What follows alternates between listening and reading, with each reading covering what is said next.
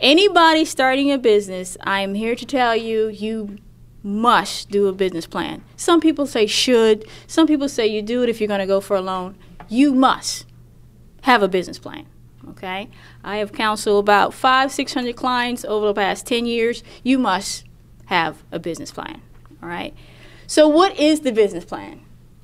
At the end of the day, it's the roadmap for your business.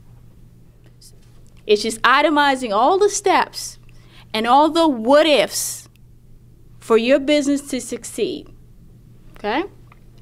So the key points, just like writing an article, if any of you was in your high school journalism class, you got to have the who, what, where, when, why, how, and finally, how much. Okay? If you do not identify all the key points of your business, you're going to lose money because all those key points are costing you money. Glad you brought that up. Your business plan is a dynamic document. It will change. Depending on where you are, it might change month to month. It might change year to year. So, if we were to start, section 1 would be about the business. The key points that you're going to have in there, number 1, your mission statement. What is the mission of the business? The mission should be 2 to 3 sentences, who you are, what you do, and why. Because everything the company is going to do, all of its activities, both on the operational side as well as servicing your customer, is fulfilling the mission. Now, some of you who might have worked with nonprofits, you know that most nonprofits have a mission, but any for-profit business should have a mission. Next, you're going to talk about your legal structure. Are you an LLC, LLP? Are you a sole proprietor? Which, by the way, please, sole proprietor, no. That's not even an option for you. In today's legal society, no. You're setting yourself up for litigation because the person not only sues the company, they sue you personally because you're sole proprietorship, okay? No. Because that's what the legal structure is. It's protecting the business. Number 1, by separating you from the company. Okay? Next, which I find 95 to 99% of my clients, this is where they have the problem. Identifying the products and services. If you do not know your product, you don't know your business. And if you don't know your product, you can't sell what you don't know. This is critical. In fact, I have a 4-hour presentation just on product development. You must know. And for next, we have notes on the walking tour. If you don't do anything on this list, this is the one you must do. I had a client open up a medical spa in Virginia, and I kept saying to her before she opened up, I said, so what's around the location? Oh, it's not another spa around. I said, okay, but really? But what else is around? 6 months after she opened up, she happened to be walking somewhere, and she was like, you know what? There's this other place down the street. They're not called medical spa, but they offer like 2 or 3 of her same services. Because all she did was drive to the location and drive away. You would be surprised what you're actually going to find out when you walk around where you're located. Because that's what your customers are going to see. Critical that you do that. And you need to do it various times of the day and potentially the night. Now, if you did not identify your business, your products and services, there's no way you can complete the marketing section. Let me repeat that.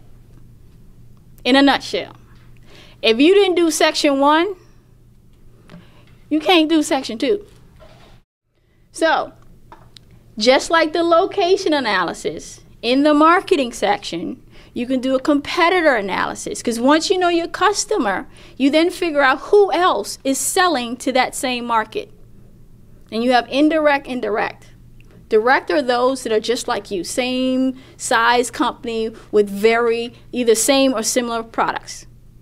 Okay? Indirect, they're not like you, but they're still addressing your potential target market. So, the business, Marketing, the last major section are the financials. So just like Section 2, if you didn't do Section 1, you can't really do Section 2. Guess what? If you didn't do Section 1 and 2, you really can't do Section 3. This is where everybody focuses on.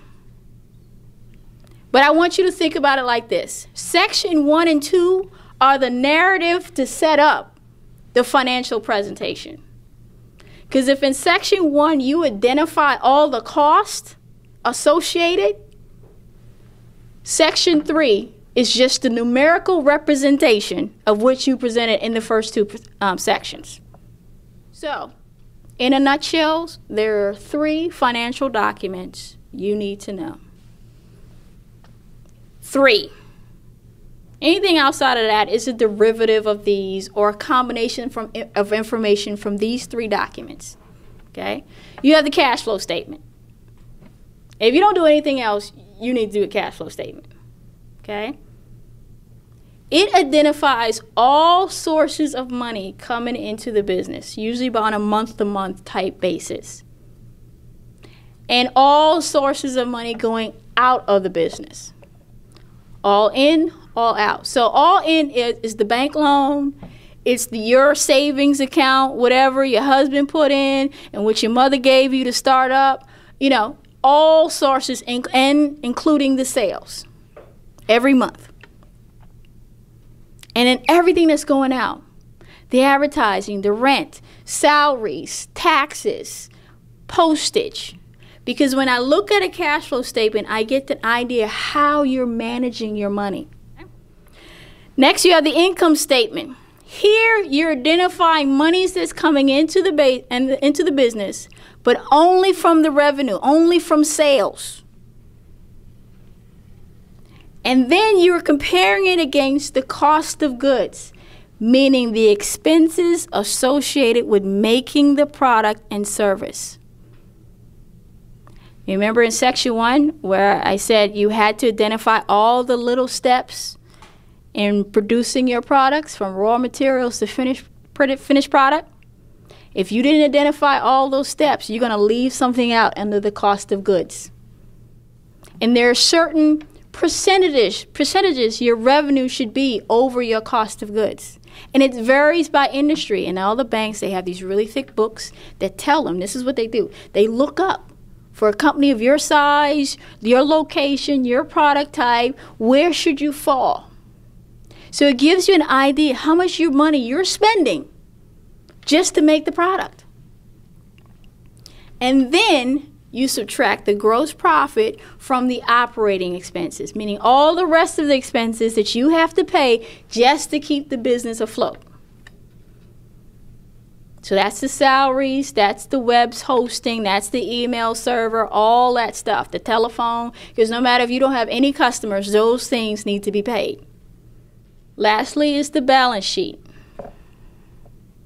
This is a snapshot, a picture of your business at that moment in time, that date, identifying your assets and your liabilities. The assets are what the business owns of worth, meaning if you had to sell it, you would get money. It can be converted to cash. The liabilities are those that you have to pay out. What does the business owe? And in those liabilities, we also have your owner's equity, meaning what you paid into it that technically you should be getting paid out if you had to take it out. And many business owners do not track how much money they invested in their business. Big mistake, because if you ever go for loan financing at a bank, they don't fund 100%. Now, everything I just spoke about, and this is the document I use for all of my clients. I don't use a business planning software. You can, it just makes you look really pretty, but the content is what's key. If you go to the SBA's website, their library resources, they have a document called How to Write a Business Plan. That's the link.